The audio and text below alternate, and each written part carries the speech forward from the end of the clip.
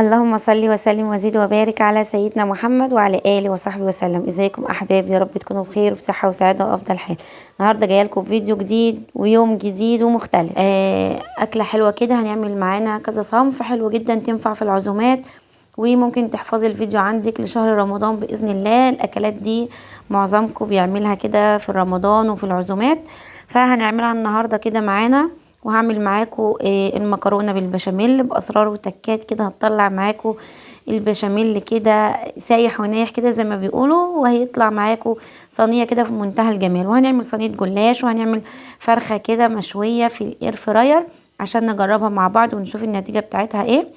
يلا نصلي على الرسول عليه افضل الصلاه والسلام، نحط لايك للفيديو، ولو اول مره بتشوفيني اشتركي في القناه وفعلي زر الجرس عشان يوصلك كل فيديوهاتي الجديده. ما تنسيش تصلي على النبي كده في الكومنتات، ودعوه حلوه من قلبك كده العفاف. ويلا نقول بسم الله ونشوف هنعمل ايه.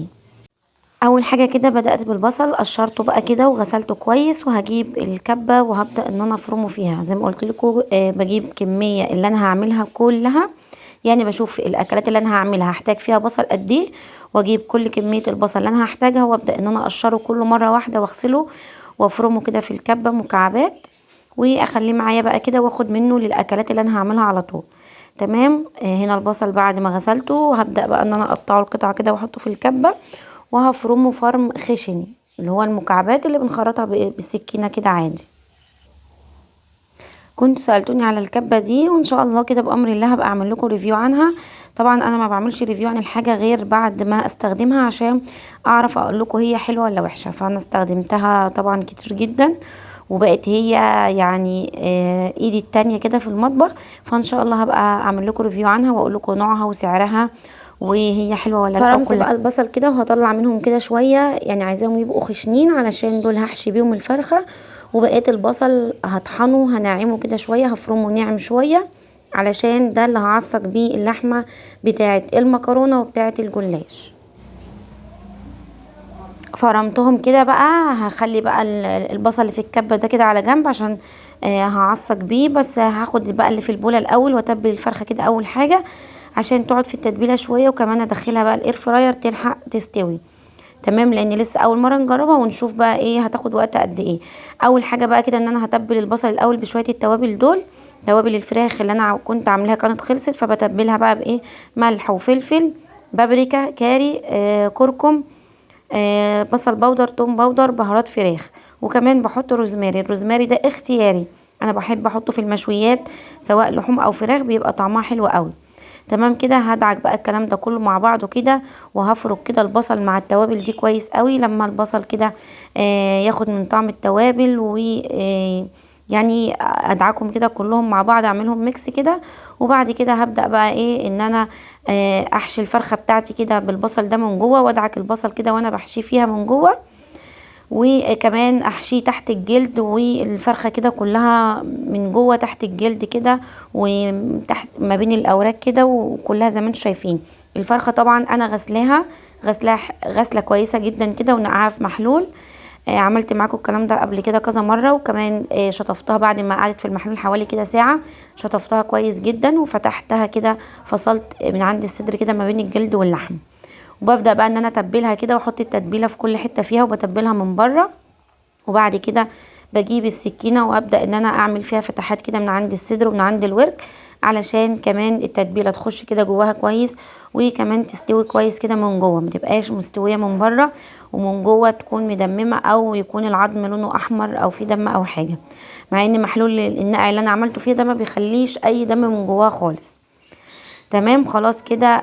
حشيتها وبقت تمام. هبتدي بقى ان انا اكتفها كده. بعد ما اكتفها خلاص كده بقت جاهزه معايا ان انا ادخلها الاير فراير. الاير فراير دي بقى طبعا لو يعني احنا جبتها وعملت لكم ريفيو عنها، وريتها لكم، وريتكم كل حاجه جايه معاها. فطبعا انا هجربها. لو انت ما عندكيش طبعا الاير فراير دي، هتدخليها الفرن عادي، ما فيش اي مشكله. عايزاها تستوي بسرعه، تحطيها في كيس حراري وتدخليها الفرن، تحطيها في قلب صينيه وتخرمي برضو الكيس الحراري وتدخليها الفرن. عملت الفيديو ده معاكم قبل كده في الفراخ وفي البطه، لما سويناها مع بعض في الكيس الحراري وحشيناها خضار وحطينا كمان من تحتها شويه خضار. هسيب لكم الفيديو ده برضو في نهايه الشاشه، وهسيب لكم التوابل اللي كنا عاملينها مع بعض، التوابل بتاعه الفراخ هسيبها لكم برده في نهايه الشاشه، تبقى جاهزه معاكم كده، معاكم في رمضان كده تجهزوها. تطلعي البرطمان كده يبقى فيه كل انواع التوابل، يعني هعمل لك تتبيله الفراخ كده وتتبيله اللحمه تتبيله السمك. تطلعي البرطمان تاخدي منه معلقه او معلقتين حسب الكميه اللي انت محتاجاها وخلاص، وتعني بدل ما تقعدي تفتحي في البرطمانات كلها. تمام كده. انا اول حاجه عملتها حبيت ان انا اسخن الاير فراير الاول. انا عاده لما بعمل اي حاجه في الفرن بحب اسخن الفرن الاول، فقلت انا هتعامل معاها كانها فرن عشان اشوف هتطلع معايا كويسه ولا لا. فالاول حاجه كده سخنتها لمده 5 دقايق كده، وبعد كده لما سخنت رحت مطلعه بقى الحله، حطيت الفرخه وحطيت معاها يعني حوالي كوبايه ميه كده، عشان انا محتاجه شويه شوربه اعمل بيهم الرز. والتركايه دي بعملها بتبقى حلوه قوي، لان كده كده الفرخه لما بتستوي بتنزل معايا دهون، فالدهون دي هتنزل في شويه الميه دي هتعمل لي بقى شوربه حلوه جدا جدا، هوريها لكم دلوقتي. ودي تركايه مفيش حد بيستخدم الاير فراير هيقول لكم عليها، لان محدش يعرفها ومحدش بيعملها. تمام. ولكن انا بعمل كده في الفرن، وبعمل كده بكون بعملها برده في الكيس الحراري، فقلت هتعامل مع الاير فراير كاني بتعامل مع الفرن بتاعي بالظبط. وحطيت كده شويه الميه وهتشوفوهم معايا بقى عاملين شوربه زي العسل، هاخدهم هعمل بيهم الرز البسمتي. هنا جبت الحله حطيت فيها عشان اعصج اللحمه، حطيت معلقتين سمنه ونزلت بالبصل خد لون شفاف كده يعني دبل شويه، ورحت نازله باللحمه قلبتها تقلبتين كده، وبعدين نقلتها على العين التانية وحطيت هنا حله فيها زبده علشان اعمل البشاميل. وطبعا بقلب ايدي هنا وايدي هنا. هنا بقلب في اللحمه خلاص هي خدت لون، هبتدي بقى ان انا احط لها البهارات. ما بحطش بهارات اللحمه خالص غير لما اللحمه كلها تتشوح معايا كده وتغير لون، بروح بقى احط البهارات بتاعتها. تمام. هنا الزبده بدات ان هي تسيح معايا، هنزل بقى بالدقيق. انا هنا في البشاميل مش بستخدم معيار محدد، انا بحطها كده بعملها على طول وبعيني كده. بس انتي هتحطي مثلا 3 معالق من الدقيق قصادهم 3 معالق من السمنه مليانين. هتحطي كوبايه دقيق هتحطي قصادها كوبايه سمنه، يعني الدقيق يبقى قد السمنه. تمام. انا بحط الدقيق كده وبحط السمنه وبقلبها، الاقيها عايزه دقيق تاني بضيف لها. المهم حاجه القوام معايا يبقى زي ما انتم شايفين كده عامل زي الزبديه كده اهو زي ما انتم شايفينها، ما تبقاش الدقيق كتير ما فيهوش سمنه، لا يبقى بصوا لما بتغلي بتبكبك معايا. ده القوام المظبوط اللي هيطلع معاكي البشاميل حلو جدا ومش ناشف، وهتلاقيه كده جوسي كده وحلو. طبعا انا هنا بتبل اللحمه بتبلها ملح وفلفل قرفه وجنزبيل وبهارات لحمه بس كده، وبقلب بقى ده كله مع بعضه. اول ما اللحمه زي ما قلت لكم كده بتخش في سوا وبتدي يتغير لونها، بحط التوابل واديها تقلبتين كده، وبعد كده هضيف لها قرن فلفل حامي، وممكن تحطي فلفل الوان لو حابه، ولكن انا بستكفي بقرن الفلفل الحامي بس، بيبقى خليها بصوا طعمها حلو جدا وبتبقى لذيذه قوي. فهحط هنا لقيت الفلفل حامي قوي فحطيت نص قرن كفايه، مش هتبقى حاميه ولكن بتديها تست حلو. هقلبها بقى كده دوب دقيقتين كده وهطفي عليها. وهنا خلاص البشاميل اللي بقلب فيه خلاص كده شميت ريحته والدقيق اتحمص معايا وبقى زي الفل. هنزل عليه باللبن. لو انت بقى عندك شوربه هتضيفي لبن وشوربه بيبقى تحفه، لكن انا ما عنديش شوربه فانا هستكفى باللبن، وهزود كمان هلاقيه محتاج تاني فهزود له شويه ميه. وهحط له بقى ايه واحده كده من مرقه الدجاج دي. طبعا لو انت مش بتحبيها يبقى ما تحطيهاش خالص، ولكن انا بحبها وكمان عشان ما فيش شوربه فدي هتديني طعم حلو وهتعمل ميكس حلو كده مع اللبن. تمام كده. وبحط لها ملح وفلفل اظبط طعمها كده واخليها تبقى مظبوطه، ولا هي حادقه قوي ولا هي عدبه، ما تبقاش دلع يعني. بس خلاص كده هقلبها بقى كده. عايزه اقولك اول ما تضيفي الدقيق بتوطي عليها خالص، وانت بتضيفي اللبن بتاعك يكون ساقع، وتبداي تقلبي بقى جامد قوي كده ايدك فيها، تفضلي تقلبي فيها عشان ما تكلكعش منك. زي ما انتم شايفين بصوا بتبدا ان هي تغلي وتعمل فقاعات كده، يبقى خلاص كده الدقيق استوى معايا، يبقى كده تمام.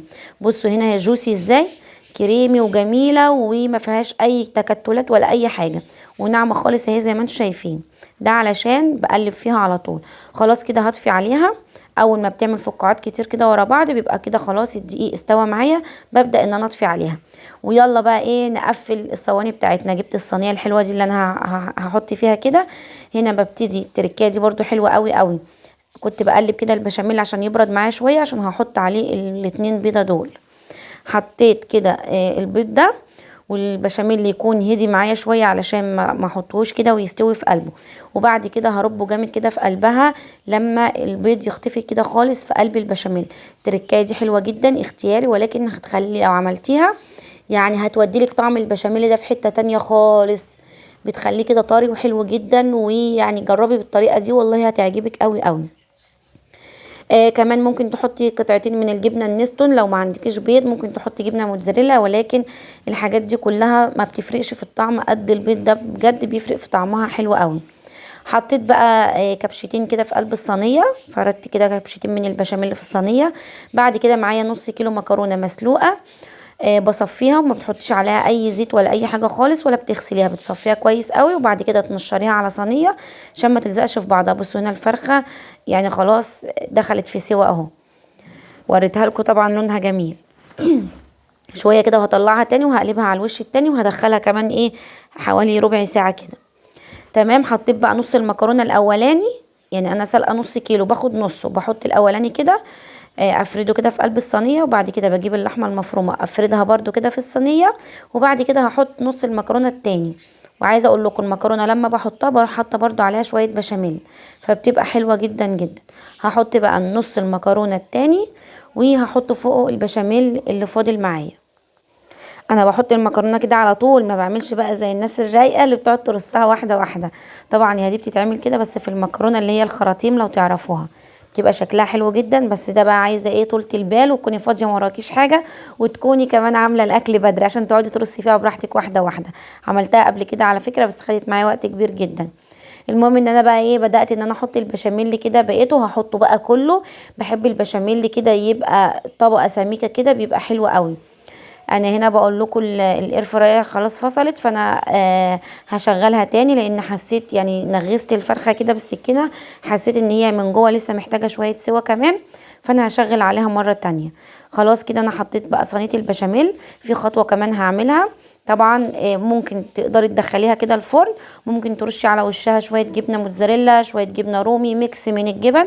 انا برضو هجيب بيضه كده واكسرها وهرشها على الوش. لو انا عامله صينيه كبيره عندي شويه بحط بيضتين، عامله صينيه المقاس الوسط ده زي ما انتم شايفينه بروح حاطه بيضه واحده، يعني هي المقاس بتاعها صغير مش كبير فهحط بيضه واحده كمان، يعني هتكفي معايا وهتبقى ماليه الصينيه كمان. بحط بقى عليها رشه كده من الفلفل الاسمر وبربها كويس قوي كده، وبعد كده هحطها على وش البشاميل. عايزه اقولك بتخليها خطيره وبتديها لون حلو قوي قوي، غير ان هي كمان بتديها طعم وريحه حلوه جدا جدا. يعني بجد البيضه اللي على الوش دي بتفرق قوي. وزي ما قلت لك لو هي صينيه كبيره مش هتكفيها بيضه واحده حطي بيضتين، وما تنسيش البيضتين اللي حطيناهم في قلب البشاميل اللي من جوه. اعملي صينيه المكرونه بالطريقه دي بجد هتطلع اروع واجمل واحلى صينيه بشاميل هتاكليها في حياتك. كل اللي هياكلها من ايدك هيقولك تسلم ايديك. خلاص كده بقى هبدا ان انا امسح كده الحروف بتاعتها عشان ما تتحرقش معايا في الفرن، وهدخلها بقى الفرن على الشبكه في النص كده على الشبكة. هتقعد حوالي تلت ساعة، هي كل حاجة فيها مستوية، محتاجين ان هي تاخد لون بس مش اكتر. يلا بقى نعمل الجلاش. معايا برضو هنا الصينية، هدهن الصينية اول حاجة كده معايا سمنة. جبت حوالي كوباية الا ربع من السمنة سيحتها، وحطيت عليها ربع زيت، ربع كوباية من الزيت. تمام. السمنة طبعا بتخليها طعمها حلو وبتخليه طري معايا وكل حاجة، والزيت عشان يديها لون حلو وقرمشة. تمام. فبتبقى ميكس حلو كده وفليكي وبتبقى حلوة جدا. فالمهم بقى ان انا دهنت الصينية بتاعتي كده، وبعد كده خدت اول ورقة، وكل ورقة بحطها بدهن كده عليها دهنتين كده بالفرشة. ممكن تحطي كل ورقتين، ولكن انا بحب احط ما بين كل ورقة وورقة. وعايزه اقولك لو قبلك ورق مقطع ولا حاجه بتحطيه في النص، اهم حاجه يبقى اول ورقه بنحطها سليمه واخر ورقه بنحطها فوق تبقى سليمه. واي ورق او اي ورق جلاش يعني مقطع معاكي بتحطيه في النص. خدت نص الورقه الاولاني حطيته كله كده، نص ورقه الجلاش الاولانيه، وبعد كده حطيت اللحمه المعصجه هفردها كده في الصينيه، وبعد كده هحط نص الورق التاني وهعمله بنفس الخطوات اللي انا عملتها في الجزء الاولاني. طبعا مش هحط فوق اللحمه سمنه ولا اي حاجه، حطيت اللحمه بروح حاطه ورا فوقها ورقه وبدهنها، وبعد كده احط الورقه التانية. خلاص كده خلصت كميه الجلاش اللي معايا. اخر ورقه بقى بخليها متساويه كده ومظبوطه. هبتدي بقى ان انا اقطع الجلاش، طبعا لازم نقطعه كده وهو طري فبقطعه بقى، بتقطعيه كده التقطيعه اللي انت عايزاها. وبعد ما بقطعه بقى بعمل التشريبه بتاعته. خلصت تقطيعه بقى كده، وهجيب بقى التشريبه. هجيب كوبايه لبن تمام، ومعاها بيضه، وكمان هجيب حوالي نص كوبايه من السمنه اللي انا كنت بدهن بيها دي كده. وهقلب بقى الكلام ده كله مع بعض، بس هحط لهم رشه كده من الفلفل الاسمر. عايزه اقولك برضو هنا البيضه في قلب اللبن طبعا بتدي تيست حلو قوي قوي، وليها تأثير حلو جدا مع الجلاش. فالتشريبه عباره عن كوبايه لبن وواحده بيضه ونص كوبايه كده من السمنه. هقلب بقى الكلام ده كله مع بعضه، ومش لازم نص بالظبط، يعني شويه اللي هيفيدوا معاكي وانتي بتشربي الجلاش هم دول حطيهم. هبتدي بقى كده ان انا اشرب الجلاش كده، هسقي الجلاش كده كله، وهوزع بقى الخليط كده في اتجاهات الصينيه كلها. عايزه اقول لكم من اللبن ساقع، السمنه كتلت معايا شويه، ولكن عادي لما تخش الفرن هتسيح والجلاش هيتشربها. بعد كده بقى هحط على الوش سمسم وحبه البركه، والخطوه دي اختياري لحد ما تشربي الجلاش كده خلاص هتبتدي ان انت تحطيها في الفرن. الخطوه دي بقى اختياري، انا بحب احط كده سمسم وحبه البركه، بيديها طعم حلو قوي وشكل جميل. وكمان انتوا عارفين السمسم وحبة البركة يعني حاجات مغذية. بصوا بقى الصينية عاملة ازاي، شكلها روعة. هدخلها بقى الفرن برضو على الشبكة.